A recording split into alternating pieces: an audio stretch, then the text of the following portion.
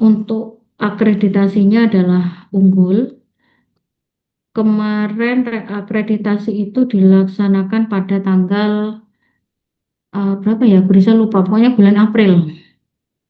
Jadi sesuai dengan sertifikat ini, maka nanti teman-teman sekalian yang lulus 1 tahun ke depan mendapatkan sertifikat akreditasi prodi dengan kategori unggul, gitu ya. Suara saya jelas?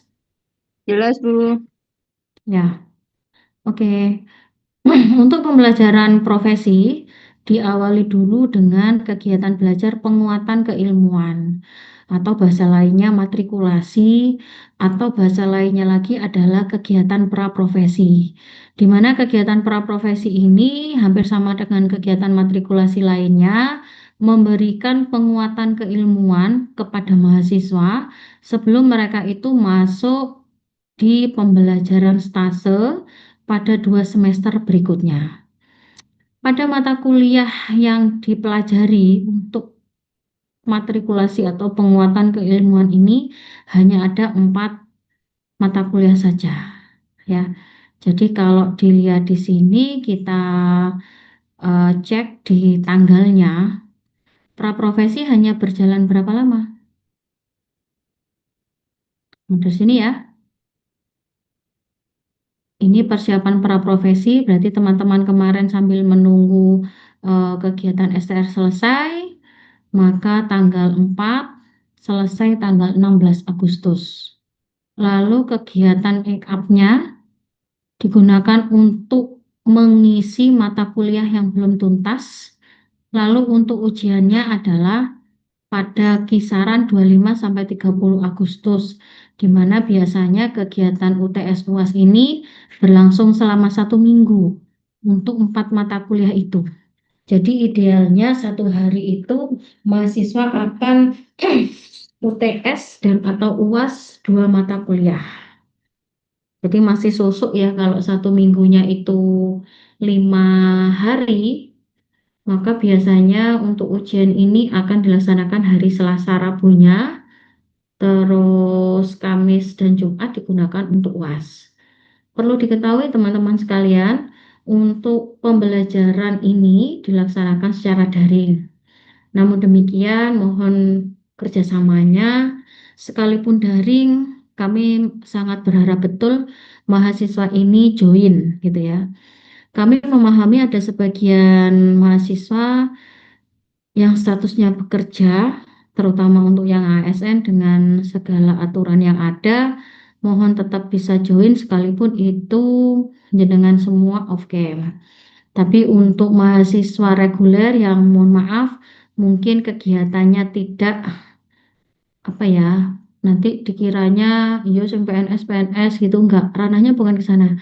Untuk mahasiswa yang reguler ataupun mahasiswa adit yang belum bekerja gitu ya, yang dia itu masih ada kegiatan yang masih bisa on cam, ya monggo on cam gitu ya. Pada setiap tahunnya itu ada saja mahasiswa yang prosentasenya kurang dari 75%. Nah, di kelas ini nanti akan ada Mbak Arifah Zanubah.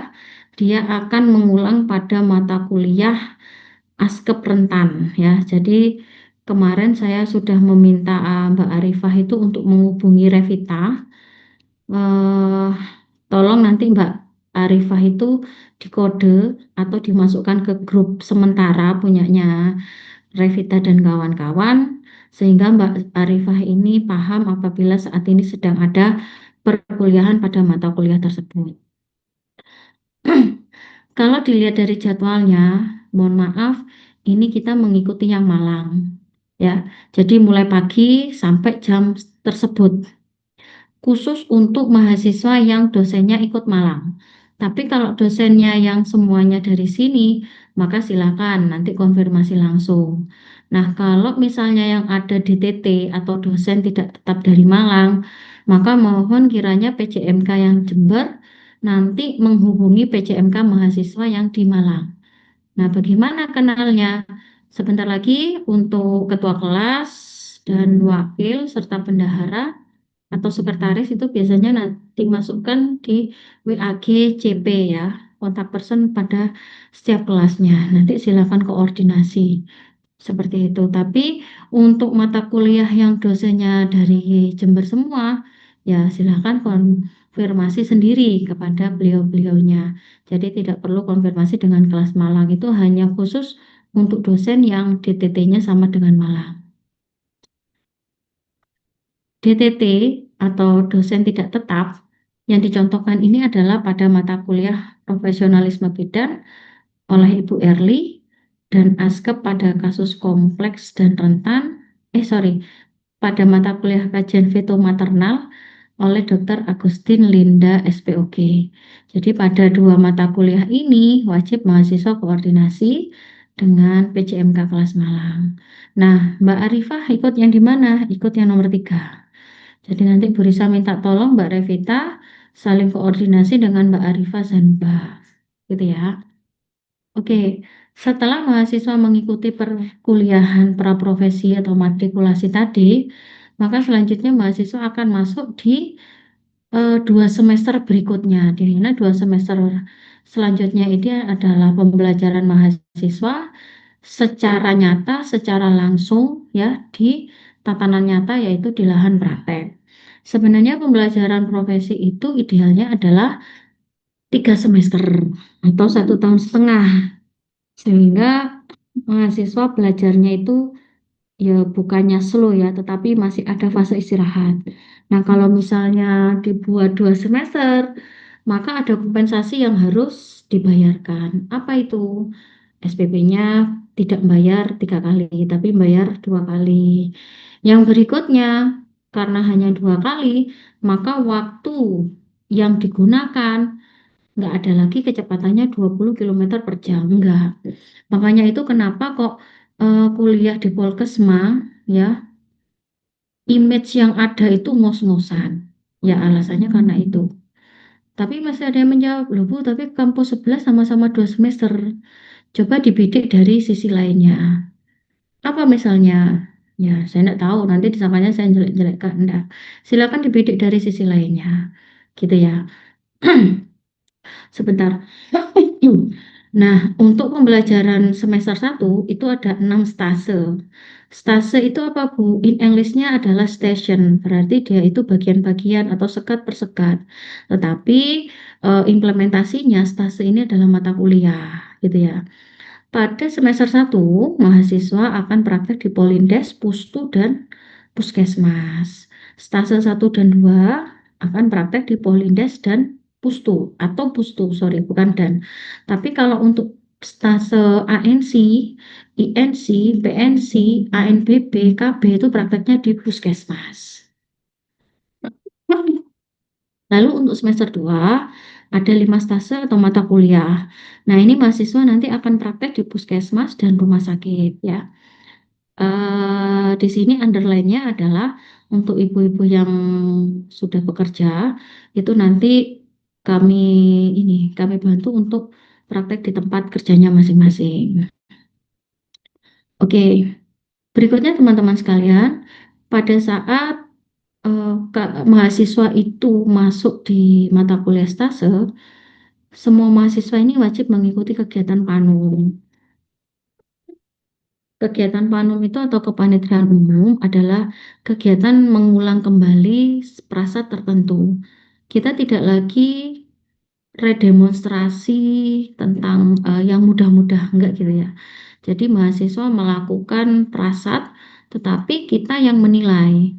Artinya, misalnya Revita, saat ini kita belajar tentang pemeriksaan ANC. Ya udah, Revita nanti membawa checklist yang didapat saat STR gitu ya. Mencontohkan, silakan dicontohkan untuk perawatan ANC misalnya ya. Nah, kami sebagai tutor itu nanti kami meluruskan mungkin pada step mana yang masih belum benar begitu. Apakah itu wajib? Jawabannya iya, karena mahasiswa nanti wajib bisa mengulang kembali gitu.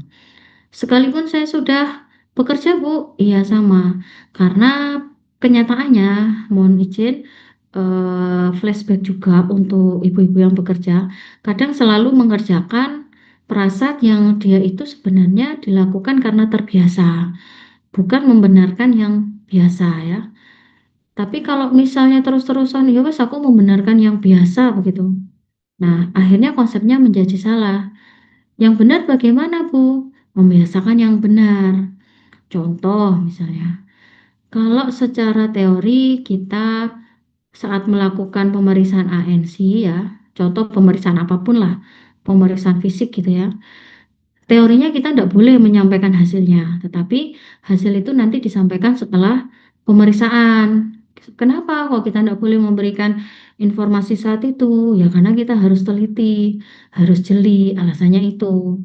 Kalau misalnya kita mengajak bicara pasien gimana boleh, tetapi kan tidak secara berlebihan juga, sehingga tidak mengurangi makna arti dari pemeriksaan fisik yang sifatnya objektif. Nah, temuannya pada ibu-ibu yang bekerja, beliau-beliau saat melakukan pemeriksaan fisik sambil ngomong, oh letak sungsang ini Mbak, misal, iya tensi ini 140 per 90 Mbak, padahal ibunya nggak nanya.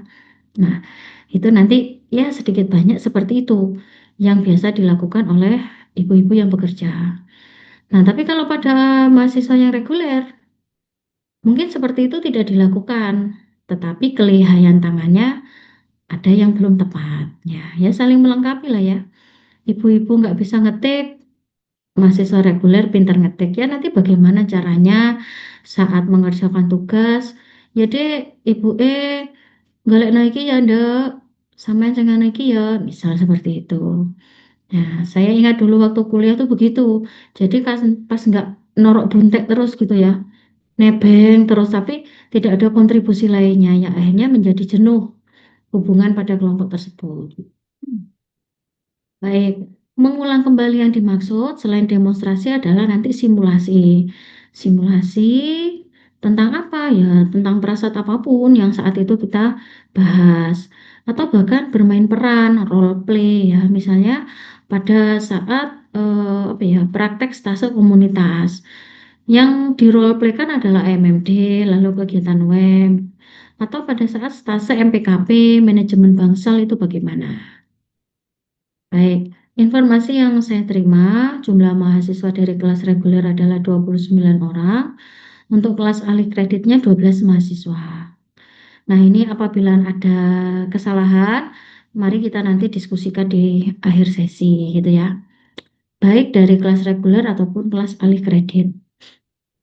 Ya, dari penjelasan yang saya sampaikan, maka koordinasi kita hari ini bentuk kelas ini ya, misalnya kelas sudah dikurangi perangkat kelas, misal kan ada ketua, wakil, sekretaris, bendahara dua. Berarti sudah ada 5 orang yang menjadi perangkat kelas. Nah, 41 orang ini dikurangi 5, berarti sisa 36. Nah, 36 sekarang dibagi 15 kegiatan. Ya, 10 sama 5 ya benar. 15. Berarti setiap mata kuliah bisa berapa berarti kalau 15 bisa 2 atau 3 mahasiswa yang menjadi penanggung jawab pada setiap mata kuliahnya. Gitu ya. Nah, berikutnya yang harus kita diskusikan adalah mapping tempat praktek mahasiswa. Karena saya lupa kelas alih kredit ini ada berapa orang ibu-ibu yang bekerja ya. Jadi nanti kami membantu karena kami juga terima kasih setelah mempercayakan kuliah di sini sehingga di sini kami juga akan membantu jenengan semua sehingga pekerjaannya tetap menjadi nomor satu. Dengan effort yang ada membagi waktu antara keluarga, pekerjaan dan kuliah itu sungguh sangat luar biasa. Tetapi harus diketahui oleh banyak orang, pada setiap angkatan profesi, biasanya kebanyakan gitu ya, yang lebih selesai dulu adalah ibu-ibu yang bekerja. Padahal beliau-beliau ini tanggung jawabnya ya lumayan banyak daripada mahasiswa reguler yang mohon maaf mungkin sebagian adalah kaum rebahan gitu ya. Dengan adanya fenomena seperti itu, ya ayo kita ndak begitu gitu ya. Bu Risa terbiasa mulai tahun 2019 menjadi penanggung jawab akademik. Untuk mahasiswa yang reguler, sebisa mungkin saya juga bantu dengan mendekatkan diri dengan domisili. Lalu bagaimana yang tidak dengan domisilinya? Ya saya bantu juga sekiranya misalnya saat ini jauh, besok tempat prakteknya dekat. Ritmenya begitu. Kenapa Bu Risa membagi dengan cara seperti itu? Karena untuk mahasiswa reguler bisa menjadi sarana ajang promosi. Mungkin nanti saat setelah kuliah bisa bekerja di situ. Kan sudah tahu nih keterampilannya, oh lanyah Reiki. Nah, bisa saja nanti diotek sama Bu Bidanya menjadi tim atau menjadi calon mantu gitu ya. Menjadi calon mantu terbaik mamamu mungkin ya kalau sekarang itu ya. Jadi ya pasti akan berguna begitu loh. Selama ini saya begitu membaginya. Ya alhamdulillah ada yang nyantol dan ada yang enggak. Cuman setidaknya nanti setelah lulus paling enggak ya dengan adanya promosi seperti itu ya mohon kiranya kalau misalnya mengapresiasikan diri kuliah di Poltekkes Malang itu ya benar abot ngos-ngosan ya karena kasarannya itu sekolah tenanan. Cuman nanti akan didapatkan hasilnya tidak membanggakan diri, tetapi bolehlah kita mengakui kelebihan kita di atas kekurangan kita, gitu ya. Dengan apa yang Bu Risa sampaikan ini tadi, harapannya untuk pembelajaran profesi bisa dirasa jelas. Cuman apabila ada beberapa yang harus kita diskusikan, dengan senang hati mari kita diskusi bersama. Demikian yang dapat Bu Risa sampaikan. Terima kasih. Selamat sore, billahi taufik wal hidayah. Wassalamualaikum warahmatullahi wabarakatuh. Waalaikumsalam warahmatullahi wabarakatuh.